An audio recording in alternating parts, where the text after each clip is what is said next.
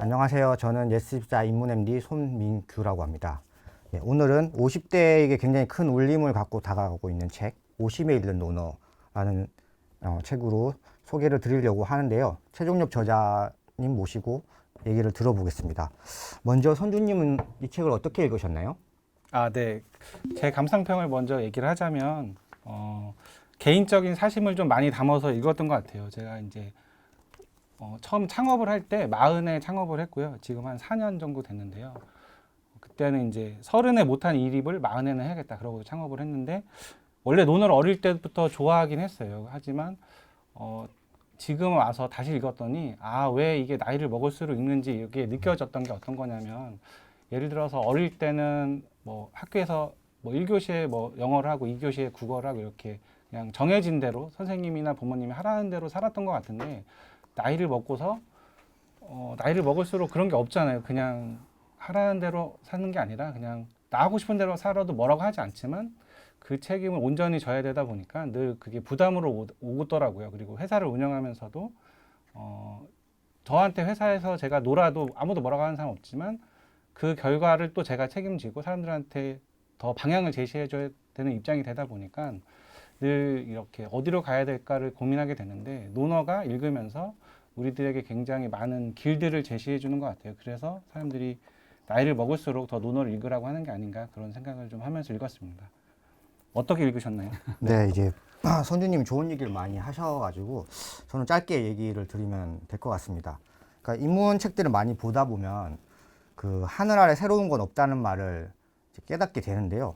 누가 공자의 말에 더 다가갔느냐를 두고 사실 동아시아 사상이 전개가 된잖아요. 이런 이유는 인간의 삶이라는 게 공자 활동 당시였던 2500년 전이나 지금도 크게 다르지 않기 때문입니다. 그만큼 논어도 계속 읽히는 이유가 여기에 있을 것 같습니다.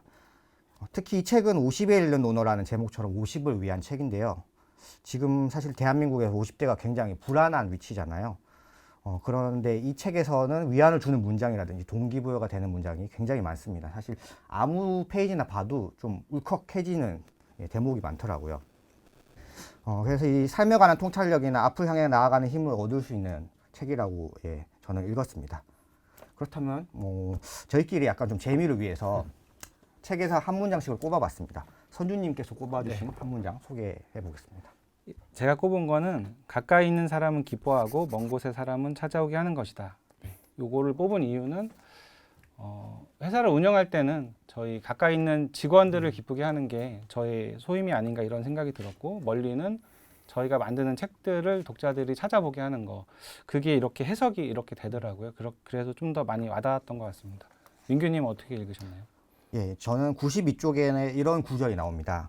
50이 되면 뛰어남보다는 평범함이 행복에 더 가깝다는 걸 깨닫습니다. 논어의 핵심 메시지가 누구든 노력하면 성인이 될 수 있다는 데 있다고 저는 생각합니다. 그래서 이 문장이 가장 잘 맞는 문장이라고 생각해서 꼽아봤습니다. 네. 이제 우리 주인공 세종혁 대표님 이제 한번 만나볼까요? 안녕하세요. 네, 안녕하세요. 네. 먼저 저희 독자들한테 간단한 소개 부탁드리겠습니다. 네, 안녕하십니까. 저는 카이로스 경영연구소의 최종엽 대표라고 합니다. 오늘 여러분 뵙게 돼서 반갑고요.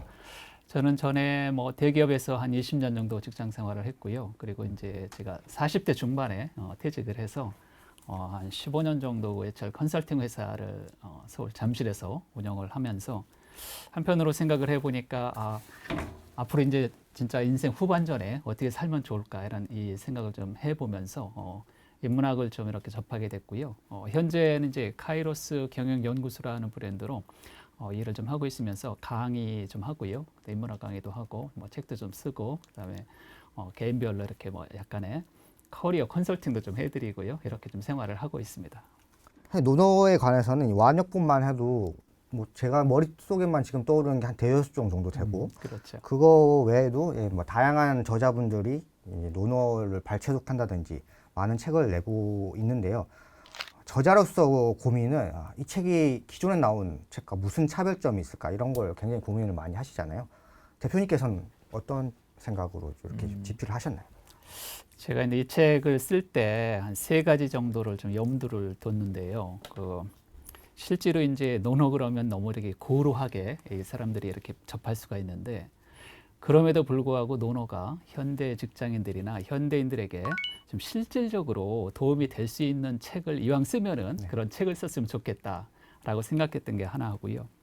그 다음에 이제 또 하나가 이 포인트가 지금 50이라는 이 연령대로 봐서는 50이라는 걸 저희가 타겟으로 이제 썼는데 50 그럼에도 불구하고 50의 나이에도 불구하고 새로운 시작을 할 수 있지 않을까 그런 어떤 가능성. 근데 실제적으로 보면 저도 50대를 이 통과를 할 때 되게 불안하고 힘들고 그랬었는데 그래서 한편 생각해 보면 이렇게 생각할 수 있더라고요. 아, 50 정도면 이제 야, 인생 거의 다 이렇게 마무리 되는 거 아닌가 이런 생각을 해봤는데 그런데 실제로 좀 살아보니까 그리고 50대도 충분히 시작할 수 있겠다 이게 이제 그런 어떤 뉘앙스를 좀 드리려고 노력을 좀 했고요. 세 번째는 이제 논어라는 책이 좀 어떻게 보면 되게 고루하고 아까 말씀드린 것처럼 그렇기는 하지만 이게 그 저의 약간의 어떤 그 직장 경험 그리고 사업을 제가 한 15년 정도 했는데요.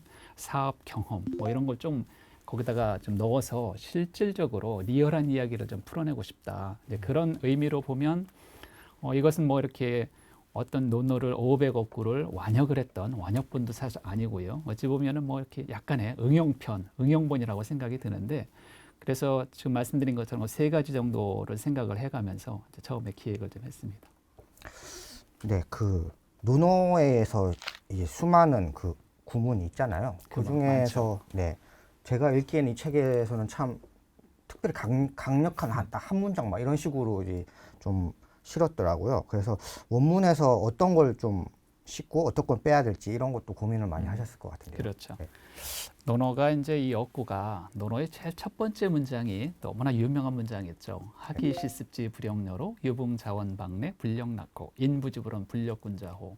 이게 이제 30글자인데 아우, 네. 네, 이런 글자가 이런 문장이 몇 개가 있냐면 500개 정도가 있어요. 500개를 쫙 이렇게 뭐 끝까지 읽어본 사람 별로 없겠지만 농담 삼아 이렇게 얘기하잖아요. 우리나라 사람들이 그 공자의 논어를 그 다음에 이제 그 러시아의 유명한 작가 토스티옙스키의 제와벌이라는 책을 모르는 사람이 없는데 이 책을 끝까지 읽어본 사람도 없다. 근데 제가 이제 이 50이라는 키워드로 책을 좀 써보자라고 생각해 보니까 처음에 제가 논어 어구를 먼저 잡아낸 게 아니라 과연 50대에 필요한 핵심 단어가 있다라고 하면 그게 뭘까 이게 하고 해서 그 5개를 먼저 정했어요. 그래서 그 이제 챕터 1, 2, 3, 4, 5가 이제 그건데요. 그래서 이제 그 이 50대 되면 공허함이라든지 어떤 성장, 균형, 성숙, 용기 이렇게 5개를 쭉 뽑아내고 보니까 과연 논어의 이 5개 항목 예를 들어서 성숙이라는 항목이다 그러면 50대 정도 먹은 사람들의 어떤 성숙한 인생을 살기 위해서 논어에는 그럼 어떤 문장들이 있을까? 이렇게 이제 쭉 찾아볼 수 있잖아요. 그래서 500개 중에서 성숙에 관련된 단어들을 쭉 좀 뽑아냈고요. 그다음에 공허감. 50이 됐을 때 누구나 다 많은 사람들이 공허한 인생을 약간씩은 다 느끼시는데 과연 논어에서도 사실 인생을 살아보면서 공허함 관련해서 우리가 좀 배울 만한 어구들이 없을까 해서 10개를 뽑아냈고요. 이렇게 각각 맨 마지막에 용기, 비록 50이 됐다 치더라도 용기 있는 삶을 위해서 논어에서 정말 좋은 어구들이 굉장히 많더라고요. 그래서 이제 줄여서 10개 정도를 뽑아서 전체적으로 한 50개 정도의 논어 어구를 뽑은 거죠, 사실은. 그리고 또 이 책이 다른 논어와 구성이 약간 독특한 게 보통 논어를 소개를 하면은 공자가 어떤 사람이고 뭐 논어가 어떤 책인지에 대해서는 좀 저자 나름의 분석과 해석이 깃든 책이 대부분인데 이 책은 굉장히 담백하게 논어에 대한 소개도 없고 공자에 대한 소개도 없고 바로 들어가잖아요. 이렇게 또 담백하게 구성하신 또 의도가 있을 것 같습니다. 이제 아까 말씀하신 것처럼 논어는 크게 이제 크게 보면 두 가지라고 생각을 하는데요. 하나는 이제 전체 500개 어구를 처음부터 끝까지 다 정리를 해놨던 뭐라고 부를까요? 그 완역본이라고 부를까요? 그런 책들의 종류가 하나 있고 다른 종류는 이제 무슨 책 뭐냐면 500개 중에서 몇 개의 논어 어구를 뽑아서 좀 이렇게 좀 리얼하게 분석을 해놓고 그다음에 응용편으로다가 이렇게 써놓은 책이 크게 보면 두 가지인데 제가 이번에 이제 나온 책은 사실 이 후자 쪽이죠. 그래서 논어에 대한 어떤 디테일한 해석이나 어구 해석이나 한자에 대한 어떤 그 정확한 해석이나 이런 것들은 사실은 제 책에서는 크게 중요하게 생각은 안 했죠. 그거보다는 실제 2000년, 2500년 전 이 논어 어구가 2022년을 살아가는 현대인들에게 어떻게 좀 가깝게 다가올 수 있을까? 그러던 측면을 보니까 논어 공자라든지 논어의 어떤 그 역사라든지 이런 거에 대해서는 약간 좀 그 정리를 줄였고요. 그래서 실질적으로 지금 필요한, 지금 우리들에게 필요한 논어 어구가 있다라고 하면 그게 어떤 걸까라고 뽑아서 바로 대입을 해서 진행을 해보니까 그것도 굉장히 재밌더라고요. 예를 들어서 이제 논어라고 하는 것은 사실 시대별로 다 요청이 다르다라고 생각하거든요. 그래서 이제 그 뭐 1000년 전, 1200년 전에 송나라 때 주자라는 사람이 나와서 성리학이라는 걸 만들었잖아요. 그것은 이제 송나라 때 필요했기 때문에 만드는 거고, 조선 시대 때에도 보면 뭐 율곡이라든지 태계 이황 선생, 그다음에 조선 후기 때 다산 정약용 선생이 나와서 논어에 대해서 새롭게 많은 해석을 해놨잖아요. 그런 것들도 이제 조선 시대에 필요한 해석이었고, 지금 현대 입장으로 보면 사실 현대인들에게 예를 들어서 조선 후기 때 논어를 갖다 읽어라 라고 하면은 뭐 저도 사실 그거 읽기 어렵죠. 의미도 별로 없고요. 그러니까 요즘 분들에게는 요즘에 맞게 좀 이렇게 풀어서 내는 책이 많이 나오는 거죠, 사실은요. 네.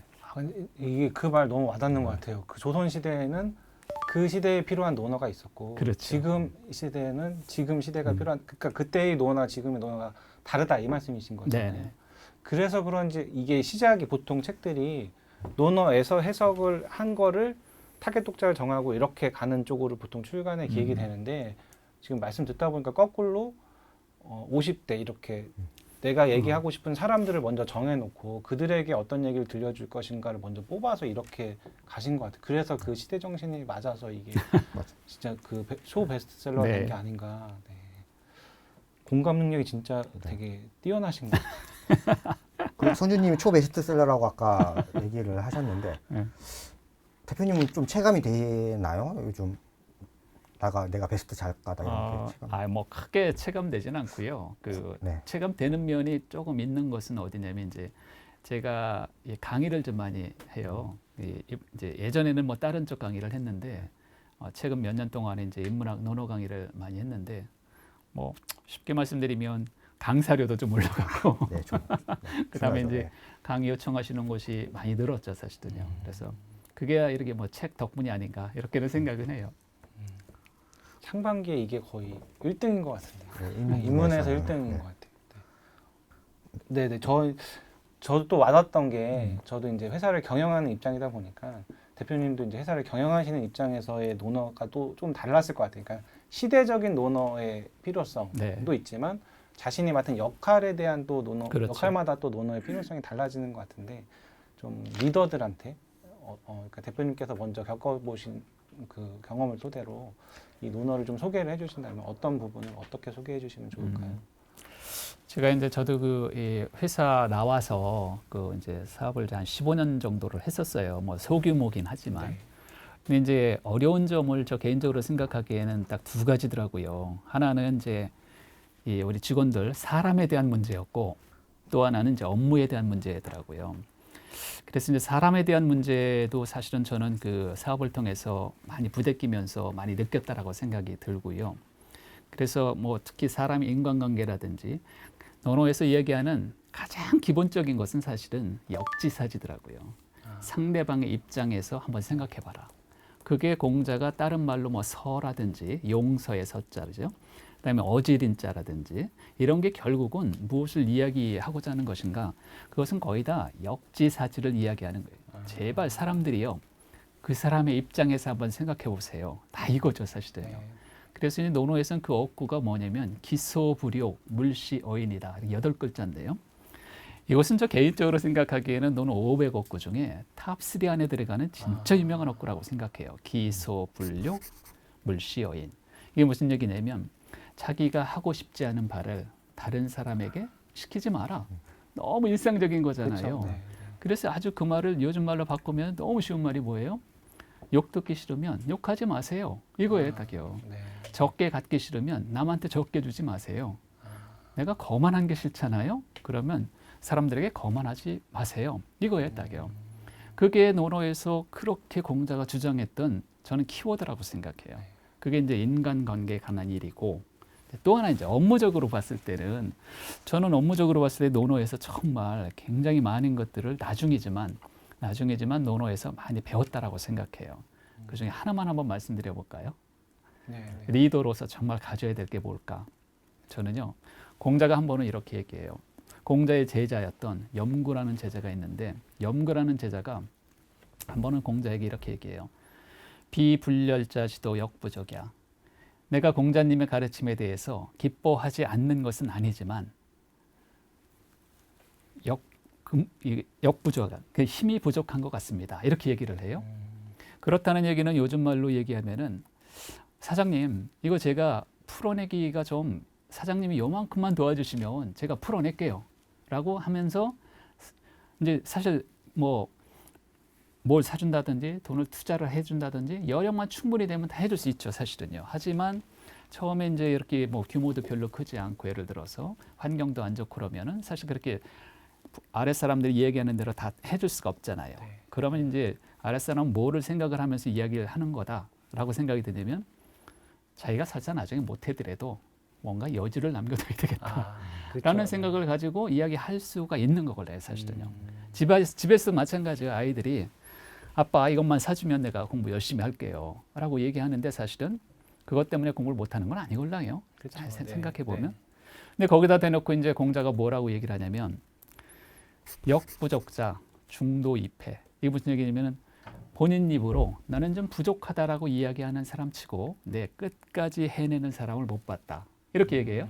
그러면서 딱 한마디를 해요. 금여획. 지금 너는 획을 긋고 있구나. 지금 너는 부정의 획을 긋고 있구나. 이렇게 얘기를 해요. 네. 근데 부정의 예를 들어서 종이도 이렇게 굉장히 얇잖아요. 얇은데도 양면이 있잖아요.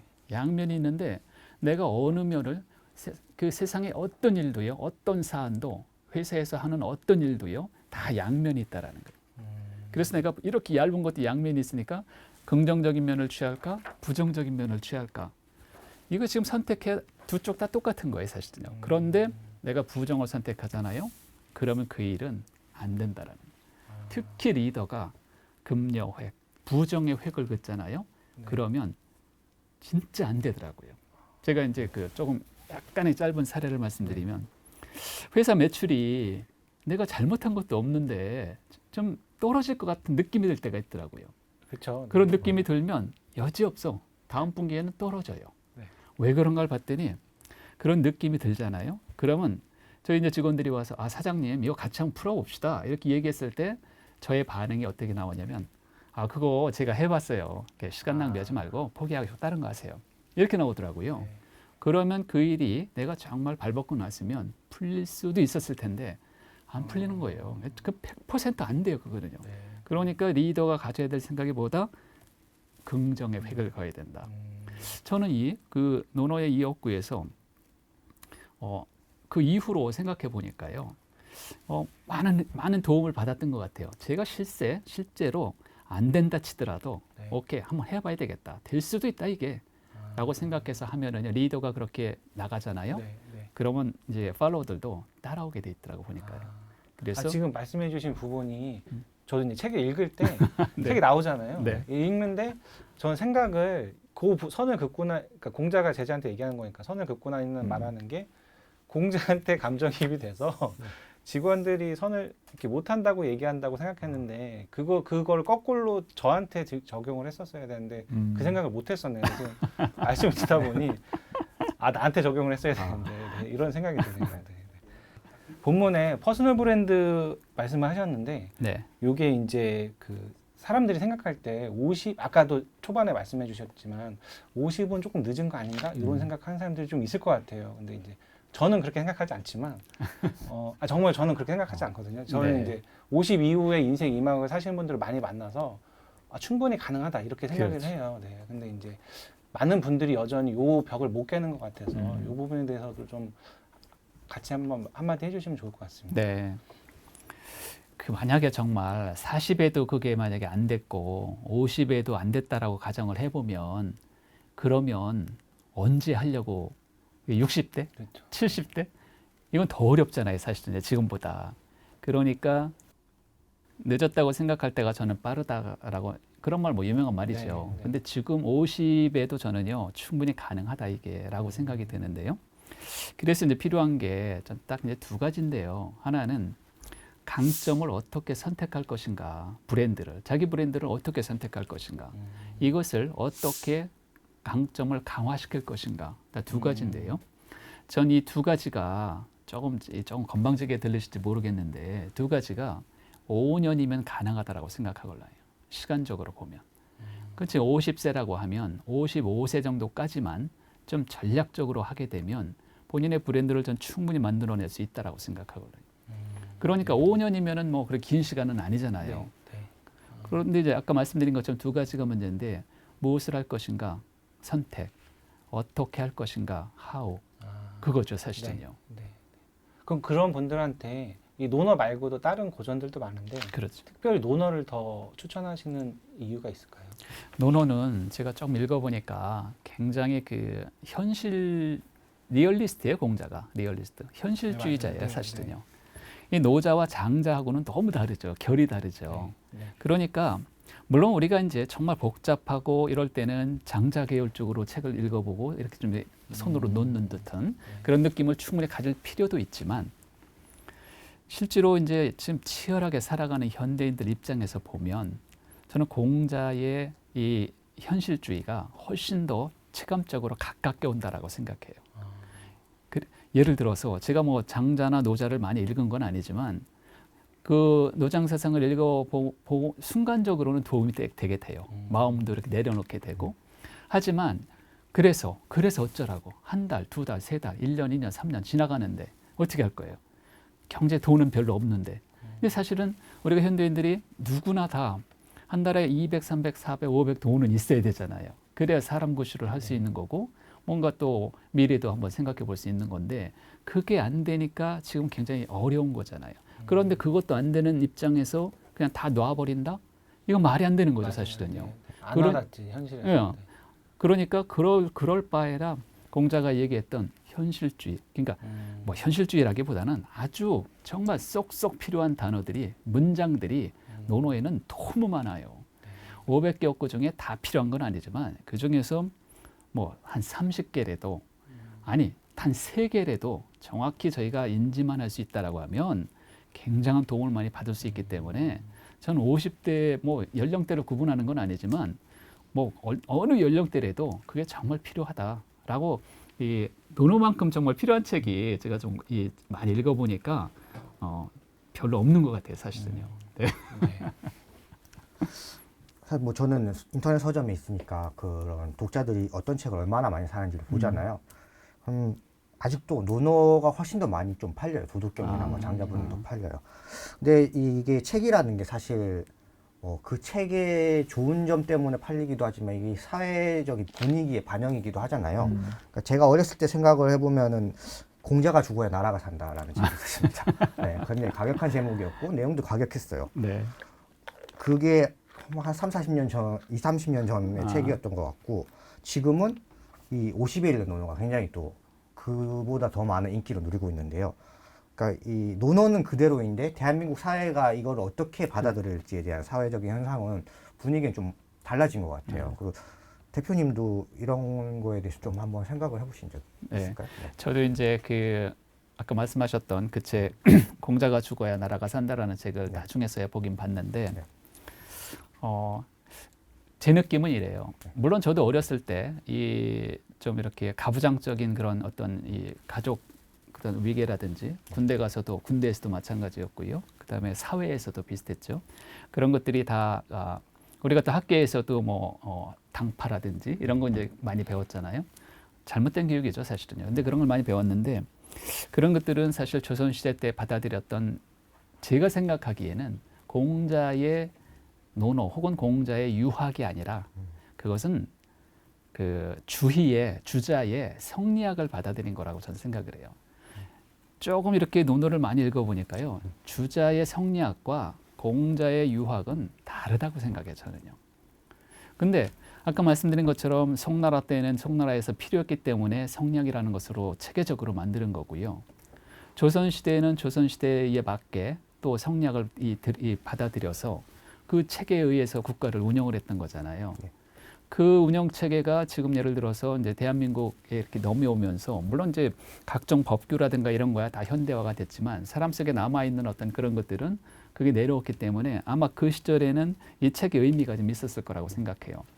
과거에 공자를 지워야 된다 이게 이랬는데 그것을 이 공자의 이 어떤 문의를 지워야 된다는 것은 제가 봐서는 성리학의 문의를 지워야 된다는 거지. 그게 공자가 원래 2500년 전에 이야기했던 그런 걸 지워야 된다는 의미는 아닌 것 같아요, 사실은요. 그러니까 지금 그 이 책에 나온 이후로 그 뒤에도 많은 책들이 논어에 대해서 줄기차게 필요하다. 수많은 사람들이요, 사실은 논어에게 길을 많이 물어봤다라고 지금 우리가 볼 수 있는 거예요. 그래서 정치를 했던 사람들은 정치의 길을 물어봐서 정치의 길을 사실 많은 사람이 찾았고요. 경영의 길을 물어본 사람들은 사실 경영의 노하우를 많이 찾았다라는 거예요.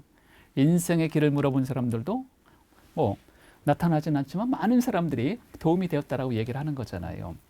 그러니까 지금 이 성리학에 문제가 있었던 거지 전 공자의 유학이 문제가 있었다라고 생각은 안 해요. 특히도 유학의 가장 기본서라고 하는 논어가 문제가 됐었다라고는 절대로 생각하지 않아요. 왜냐하면 아까도 말씀드린 것처럼 조선시대의 논어와 지금 2022년도의 논어는 다른 거죠, 사실은요. 물론 어구는 똑같아요. 어구는 똑같은데 해석을 다르게 하는 거죠. 우리 체질에 맞게 해야 되잖아요, 사실은요. 그런 의미로 보면 지금 사람이나 2000년 전, 2500년 전 사람이나 삶의 방식이 크게 다르지 않다, 이게. 왜? 우리가 지금 이제 세상의 모든 문제는요, 둘에서 발생을 하는 게 많아요. 집에서 보면은 나와 아내, 나와 남편, 나와 자식. 직장에서 보면 나와 상사, 나와 부하. 다 둘 간의 문제거든요. 나와 고객까지도. 그런데 둘 간의 문제에서 가장 문제가 뭐냐면 갈등이라는 거예요. 둘이 있으면은요, 아무리 죽고 못 살아도 계속 살다 보면 갈등이 생겨요, 안 생겨요? 생기죠. 아무리 사랑을 했던 사람도 갈등이 생기잖아요.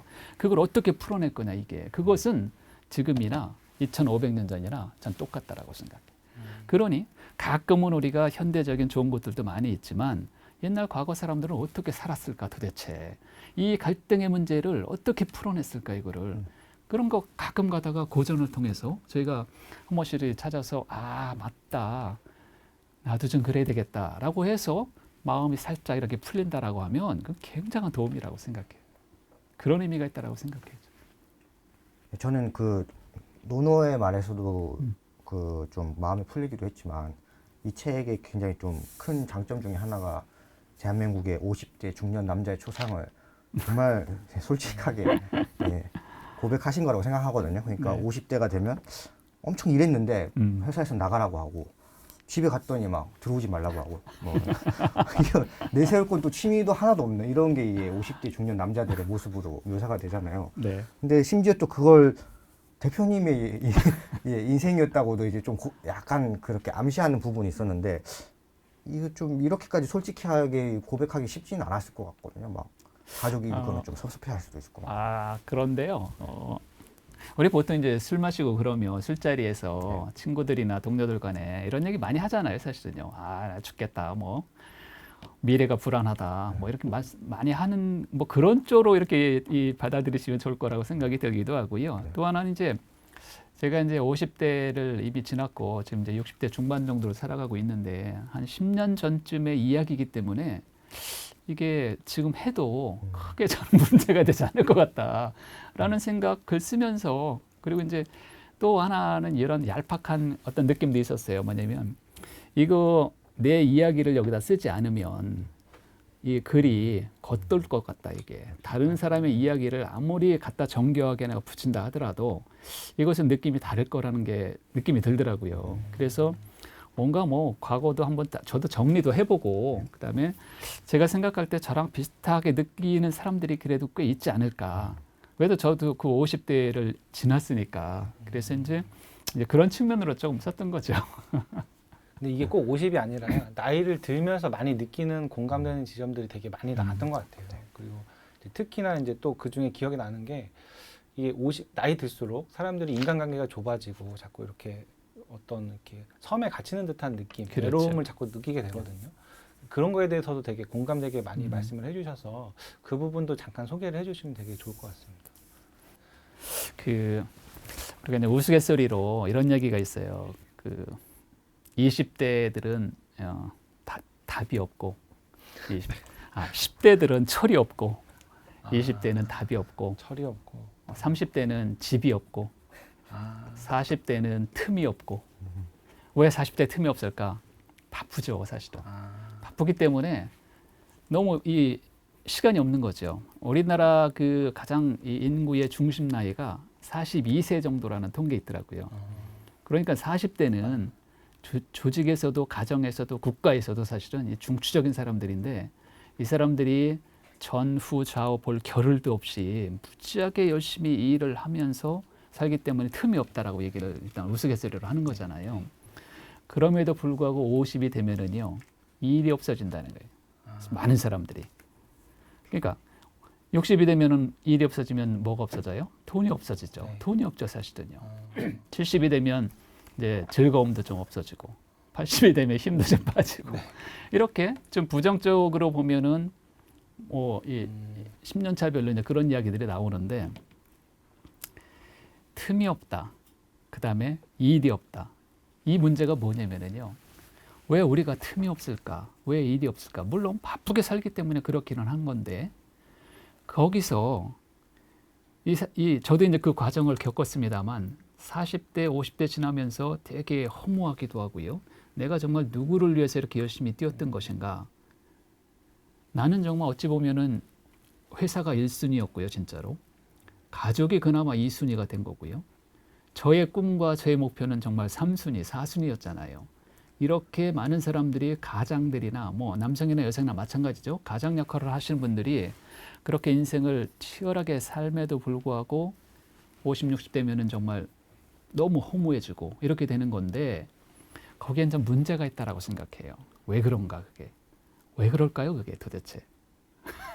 어려운 숙제죠, 사실은요. 네. 그런데 그것은요, 아까도 말씀드린 것처럼, 예를 들어 제가 질문 하나 드려볼게요. 네. 우리가 어떤 일을 30년 정도 한다라고 가정을 했을 때, 그 분야의 전문가가 되는 게 맞아요? 전문가가 안 되는 게 맞아요? 되는 게 맞죠. 되는 게 맞죠. 네. 우리가 예를 들어서 30살에 A라는 기업에 들어가서 인사라는 업무를 했다라고 가정을 해볼게요. 그래서 이 사람이 그 회사에서 물론 다른 업무도 변경이 되겠지만 쭉 인사, 관리, 경영 이런 쪽으로 해서 60세 정도에 퇴직을 했다라고 가정을 해볼게요. 30년 일했잖아요. 그러면 이 사람은요, 인사, 경영에 아주 강력한 강점을 갖고 있는 사람이 사실은 되는 게 맞죠. 그런데 지금 60 정도, 55세, 60 정도의 이제 이 은퇴하시는 분들 입장에서 보면, 그분들의 강점과 그분들의 퍼스널 브랜드가 60, 70, 80 그때를 먹여 살릴 만한 그런 강점을 갖고 있는 사람들이 과연 몇 명이나 될까, 직장인 중에서 라고 생각해 보면 굉장히 극소수예요. 네. 없어요, 거의. 네. 제가 경험을 해봤어요. 안 되더라고, 그게. 그러면 그 이유가 뭘까 도대체? 그러면 그것은요, 지난 30년 동안 어떤 전략이 좀 부족했다는 거예요, 제가 보기에는. 전략이. 어떤 전략인가? 퍼스널 브랜드, 개인의 강점을 선택하는 게, 예를 들어 이런 거예요. 제가 만약에 인사 쪽에서 한 20년 근무를 했다 그러면 저는 인사 쪽에 빠삭해야 돼, 무한말로. 전 그렇게 못했어요. 못했던 일은 왜 그럴까요? 아침에 출근하고 저녁에 퇴근하기 바쁘고요. 퇴근하면 쉬기 바쁘고요. 주말 되면은 어디 좀 바람도 쐬야 되죠. 쇼핑도 해야 되죠. 놀러도 가야 되죠. 이러다 보니까 그게 1년, 2년, 5년, 10년 하다 보니까 저는 그냥 직장인이 됐던 거예요. 직장인으로서만 살았던 거예요. 잘 되겠지. 내가 지금 기업에서 20년을 일했는데 내 정도의 실력이면 밖에 나가서 다 할 수 있겠지. 다 할 수 없어요, 사실은요. 그러니까 다 할 수 있는 사람들은 누구냐면 자기의 강점을 자기 업무를 통해서 만들어낸 사람들만 다 할 수 있어요. 그게 지금은요, 5년이면 가능하다라고 저는 개인적으로 계속 말씀드리시는 제 책에서는 좀 쓰질 않았지만 제 책에 사실은 6장이 있었어요. 이 책은 5장으로 끝나는데 네. 6장이 있었는데요. 6장이 없어요 지금요. 네. 6장은 다 그런 내용을 제가 거기다가 10개의 챕터를 만들어 갖고 써냈었는데 그것은 사실 인문학과는 좀 거리가 멀다. 네. 그건 자기 개발이다. 이래 갖고서 이제 뺐죠 사실은요. 네. 그래서 정말 구체적으로 그게 필요하다 그러면요. 제가 6장을 알려드릴게요 사실은요.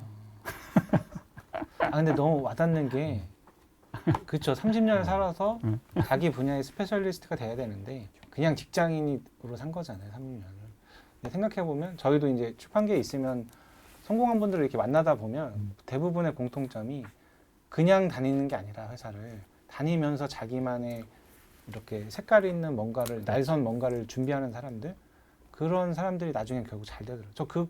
저 그런 면에서 여기 민규님도 똑같은 직장인이 아니잖아요. 대외 활동도 하시고 막 이렇게 하시잖아요. 그런 게 이 사람들의 브랜드를 만들어가고 그렇죠. 결과적으로 좋은 성과가 나오고 그러는 것 같더라고요. 맞습니다.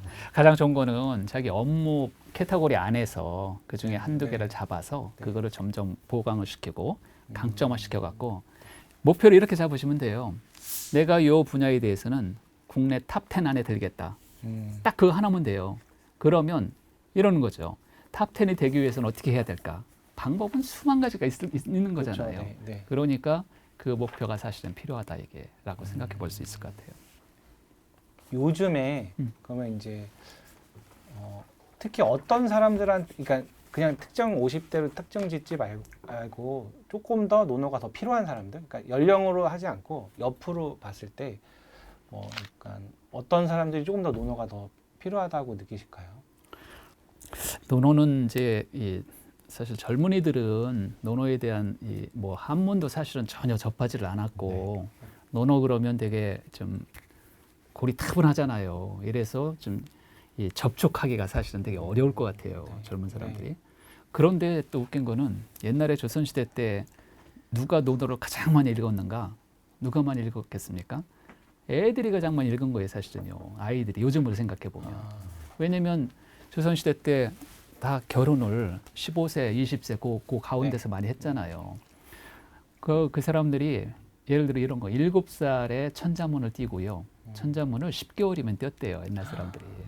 지금은 몇 년 거쳐도 못 띄죠, 사실은요. 어쨌거나 그리고 나서 제가 본 책에 의하면 7년 정도만 지속적으로 공부를 하면 한문을 띈다는 거예요. 그래서 7년, 그냥 15살이 되잖아요. 7살부터. 15살이면 한문을 마치 우리의 한글처럼 편지 쓰고요, 시 쓰고요, 이렇게 되는 거예요. 그럼 이 사람들이 가장 먼저 읽는 책이 뭐예요? 사서삼경이걸라. 어찌 보면 소학 다음에 사서삼경. 그러니까 젊은이들이 그 어려운 책을 읽으면서도 그게 다 이해가 됐던 거죠. 어찌 보면 뭐 다는 이해가 안 됐겠죠. 하지만 그런데 이제 지금은 이 시대가 바뀌었으니까 좀 어렵죠. 그래서 제가 보기에는 이제 직장인 이렇게 시작하시는 분들이나 시작을 그 정도 그렇죠. 연령대가 전 좋을 것 같아요. 왜냐하면 이게 논어를 세 글자로 한번 줄여봐라라고 한번 저한테 질문 한번 해보실래요? 논어를 세 글자로 줄여주시면 논어는 리더학이에요. 리더학.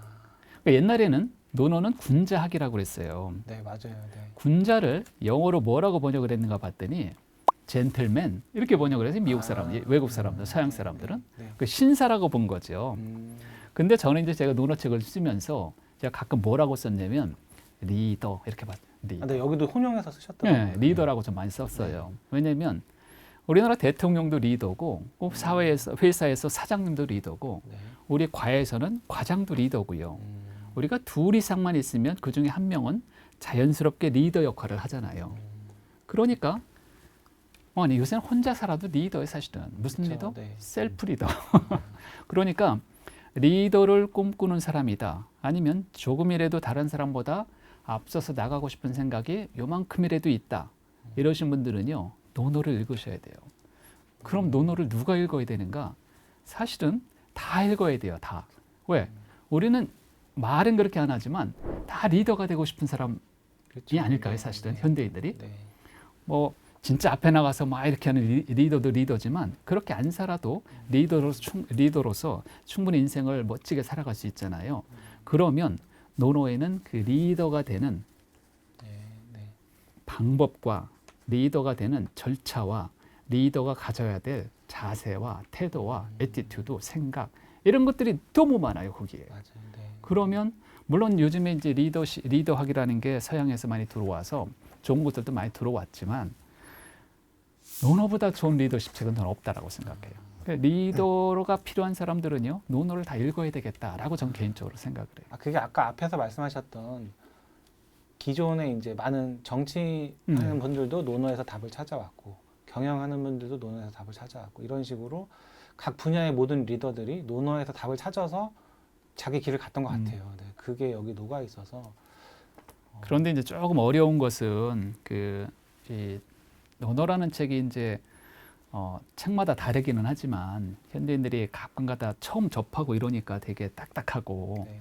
그다음에 없고 그대로만 해석을 해놨는데 그대로만 해석을 해놓은 걸 갖고서 읽어보자니 이해가 안 되잖아요. 그러니까 한 몇 장 찾아보고 그냥 덮어두는 거죠.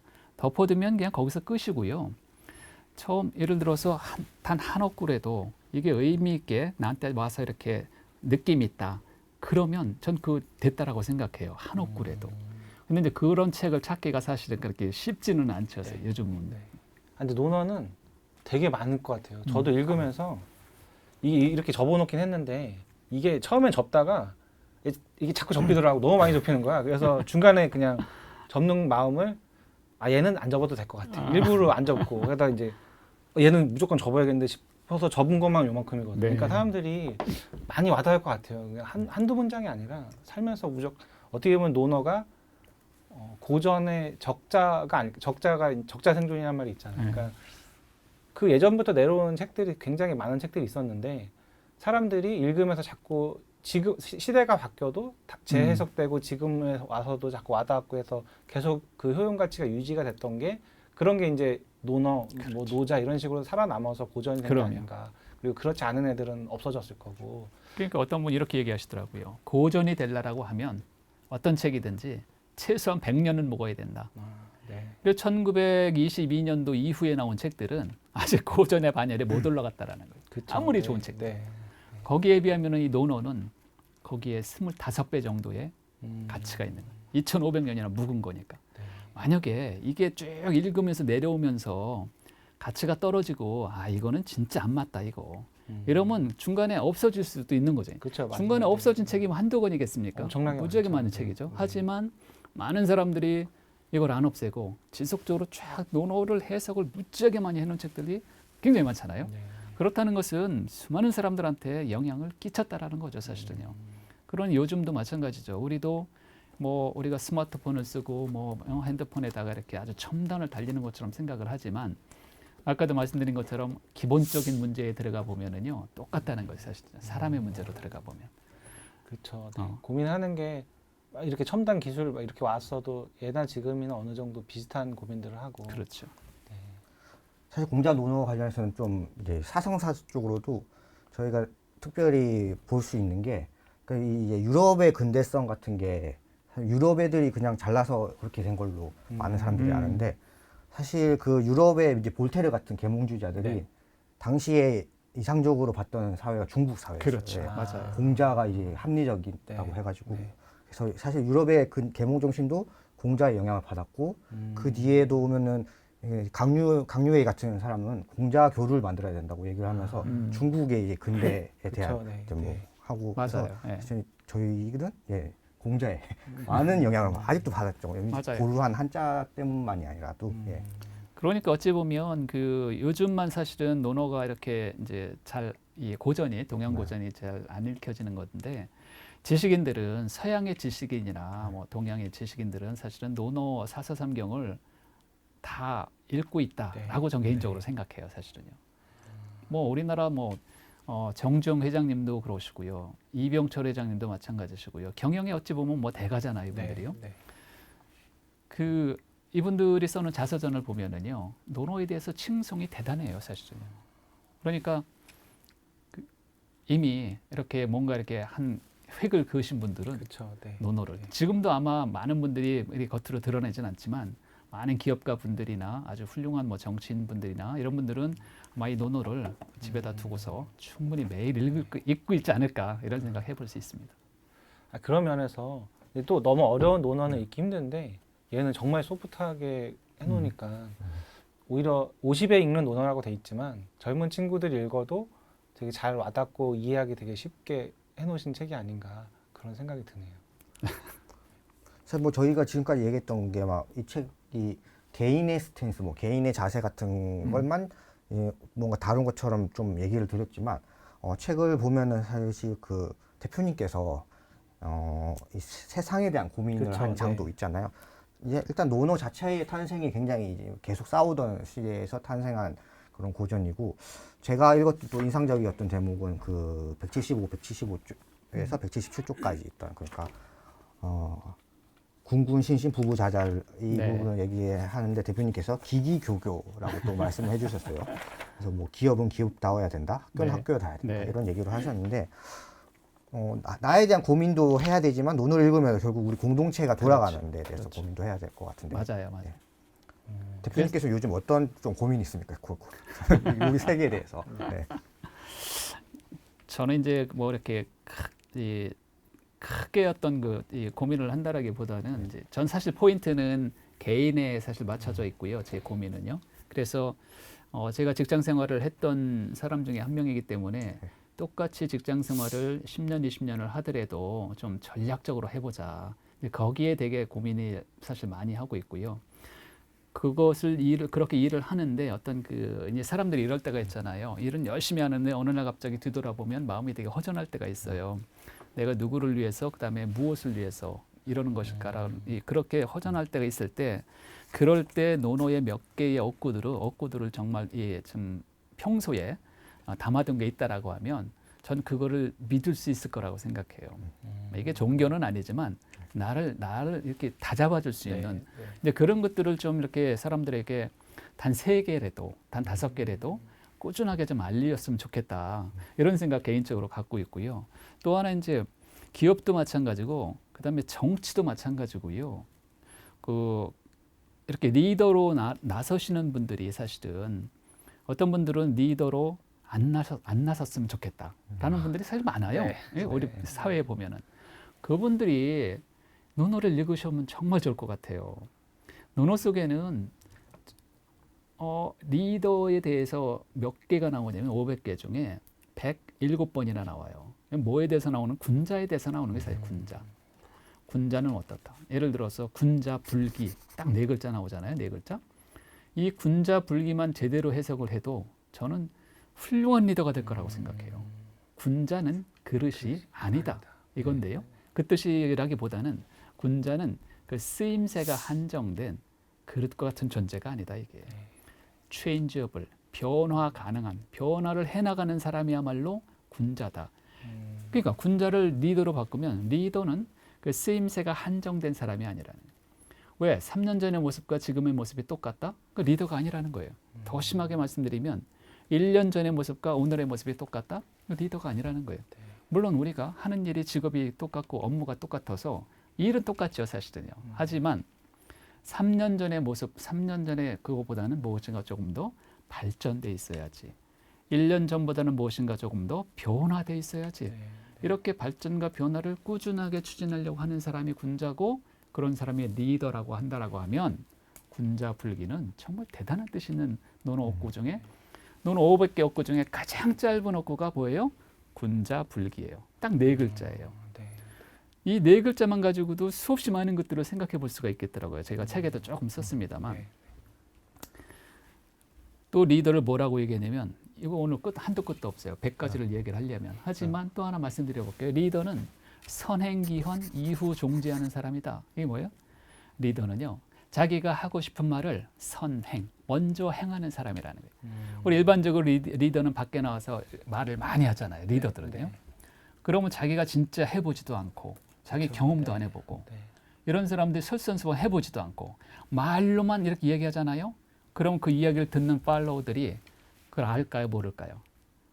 다 알죠. 다 알죠. 저분은 해보지도 않고 우리한테 하라고 한다. 이러면 그게 일이 잘 안 되죠, 사실은. 네. 그러니까 공자가 뭐라고 얘기했어요? 자기가 하고 싶은 말을 먼저 행하라. 그런 다음에 팔로우들을 하게끔 해라. 아니면 그런 다음에 가만히 있어라. 팔로우들은 알아서 또 따라온다. 이렇게 얘기를 한 거예요. 그러니까 이런 이야기들이 논어에 수도 없이 나오는데 리더라고 하면은 정말 우리 사회적으로 얼마나 중요한 사람들이에요. 조직에서도 중요하고요. 가정에서도 리더가 되게 중요하잖아요. 가정에서도. 그러니까 가정이 사실 똘똘하면은 우리 사회가 진짜 강해지는 거잖아요. 사회가 강해지면 국가가 강해지는 거잖아요. 네. 그러면 가장 핵으로 가정에서 정말 리더들이 좀 많이 있어야 된다고 생각해요. 그러면 그분들이 필요한 책이죠, 사실은요. 논어가. 지금 두 개 얘기해 주셨잖아요. 군자불기랑 그리고 또 하나는 선행기연 네, 요정제. 선행해야 된다. 하나만 더 얘기. 너무 와닿아서 둘 다. 군자불기는 저도 읽을 때 가장 와닿았던 걸 뽑으라면 그 파트긴 했거든요. 그래서 사람들도 또 이 두 개 되게 와닿을 것 같은데. 또 하나 이런 거 네, 있죠. 하나만 더. 이 군자는 군자가 되려면 문질빈빈해야 된다란 말이 있어요. 문질빈빈. 이게 무슨 얘기냐면 문이라는 것은 겉모습을 나타내는 거예요. 외모, 외향. 질이라는 것은 그 사람의 내실을 이야기하는 거예요. 이게 겉모습과 내실인데요. 어떤 사람이요? 내실은 굉장히 훌륭해요. 아주 속에 머릿속에 든 것도 많고 출중한데 겉모습이 형편없어요. 막 깡패처럼 하고 다니고 막 이상한 사람처럼 하고 다니고 네. 이러면 그 사람이 앞에 나가서 이렇게 리더 역할을 하려면 사람들이 어떻게 생각하겠어요? 이상하죠. 네, 그렇죠. 한 사람은 또 반대예요. 겉모습은 정말 말짱한데 속에 든 게 없어요. 이런 사람이 또 앞에 나가서 리더 역할을 하게 되면 팔로우들이 안 따라가죠. 그러니까 공자가 뭐라고 얘기했어요? 겉과 속이 잘 어우러져야 그 이후가 돼야 비로소 리더라고 칭할 수 있다. 문질 빈빈 연후 군자야 이런 말일 거라요. 그래서 사실 어렵죠, 사실은요. 네. 겉모습이라는 게 그거예요. 말, 그다음에 자세, 표정 이런 거잖아. 옷 이런 것도요. 네. 그것도 어느 정도 갖춰야 되잖아요, 사람이요. 공식적인 자리에 가서 그런 걸 하려면. 그리고 이제 속모습이라는 건 뭐예요? 그 사람이 가지고 있는 마음, 지식 이런 거잖아요. 공부 뭐 이런 거. 그러니까 겉과 속이 제대로 잘 버무려져야 그게 진짜 리더다. 라는 말이에요. 더 물어보고 싶네. 또 해드릴까요? 시간 하나만 더 해주세요. 네.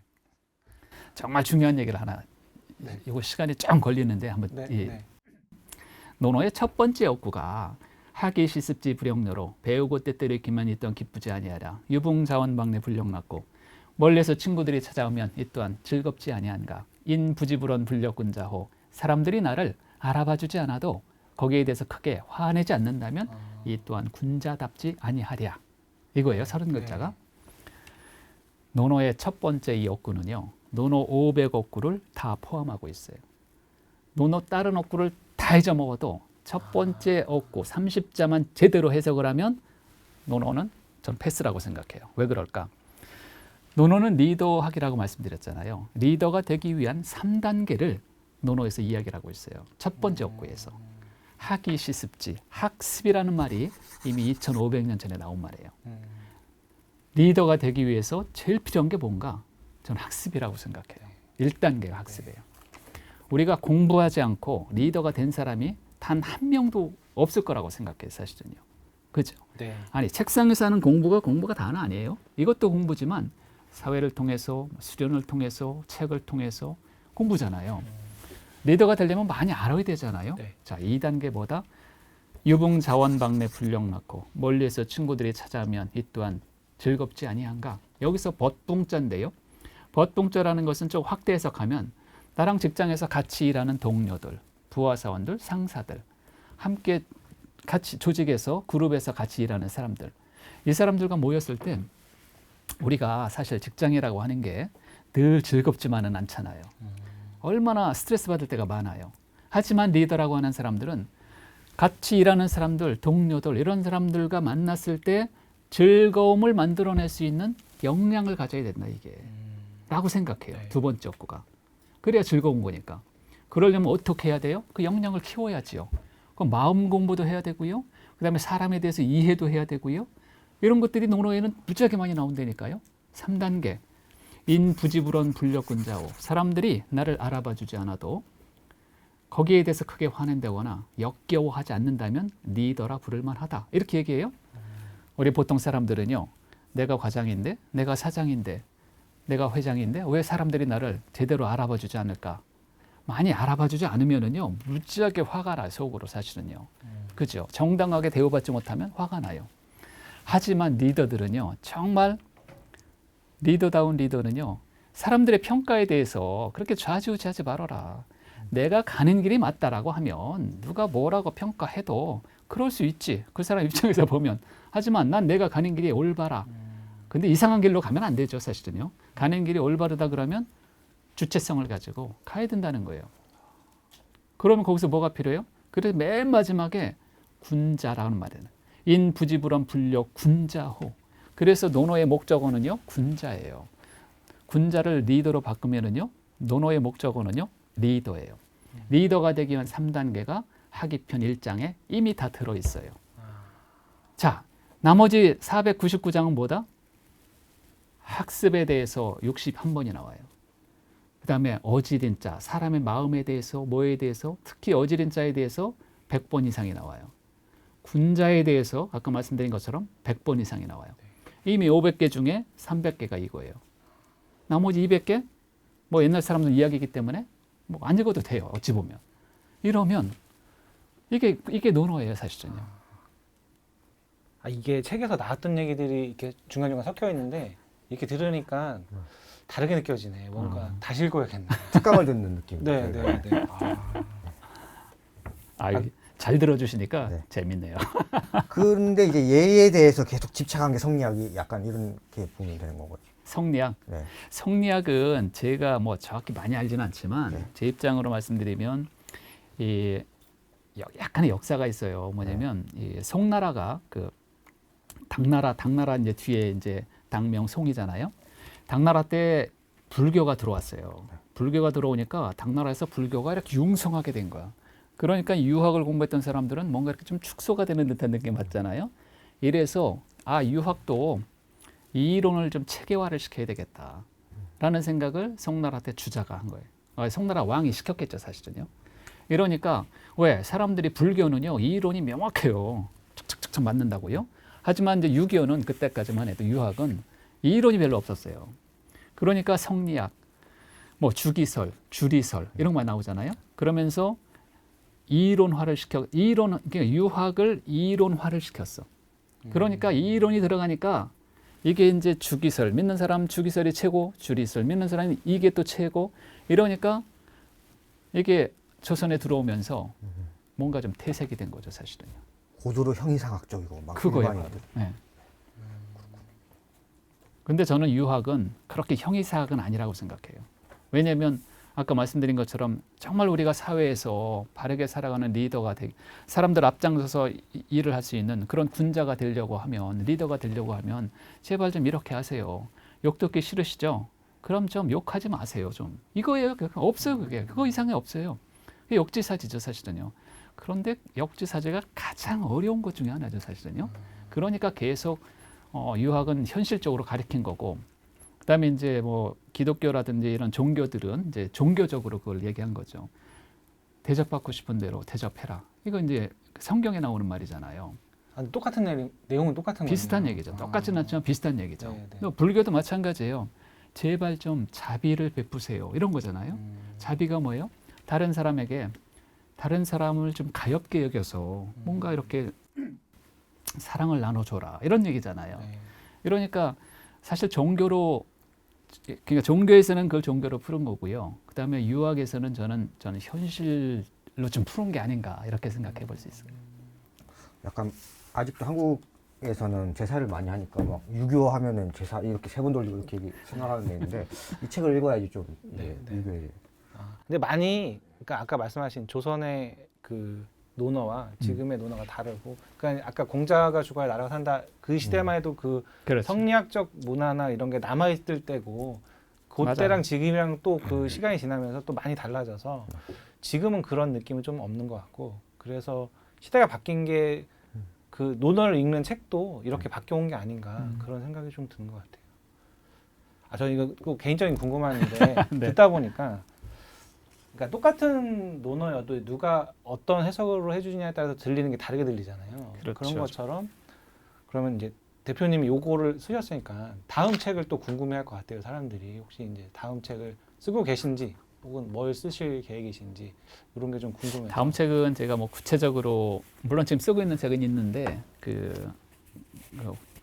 저기 구체적으로 어떤 걸 쓰겠다라고 이렇게 정해놓은 거는 별로 없고요. 이제 좀 쓰고 있는 건 다른 걸 조금 쓰고 있습니다. 쓰고 네. 있고 하지만 전 당분간 계속 논어에 대해서 조금 더 써보려고 해요. 왜냐하면 이 책을 보면은 이제 500개 어구인데 그 중에서 최소한 한 300개 정도 어구는 지금 늘상 사용할 수 있겠더라고요. 이걸 잘만 정리해서 이렇게 요즘 말로 네. 바꿔치기를 하면은 다 필요한 어구더라고요. 그래서 지금 제가 이제 논어책을 6권 정도를 썼는데 그래도 사용하지 않은 어구들이 많아요 보면은. 그래서 조금 더 뭐 몇 번 더 한번 그걸 생각해 보면서 네.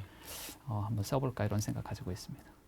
강의가 있으면 강의를 들어도 되게 좋을 것 같아요. 네. 그러니까 책을 읽을 때랑 말씀을 들을 때랑 느낌이 완전히 달라서 네. 너무 재밌게 얘기를 들었던 것 같아요. 네. 마지막으로 앞으로의 방금 얘기해 주신 거랑 좀 네네. 겹칠 수도 있는데 앞으로의 좀 더 구체적인 계획이나 아니면 이 독자들한테 해주고 싶으신 말?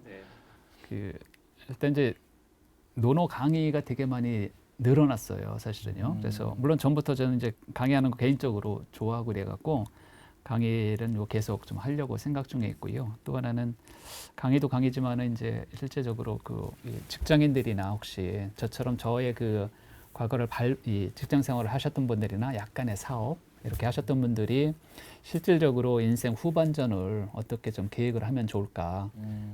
뭐 커리어 디자인 네. 뭐 이런 식으로 해서 그렇게 구체적으로 좀 물으시는 분들이 종종 있어요. 그래갖고 그런 분들에게 좀 이렇게 좀 실질적으로 좀 도움이 될 만한 네. 이제 그런 것들 좀 약간의 컨설팅 혹은 약간의 어떤 뭐 코칭 뭐 이런 쪽으로도 개인적으로 취미 삼아 좀 한번 해보려고 생각 중에 있습니다.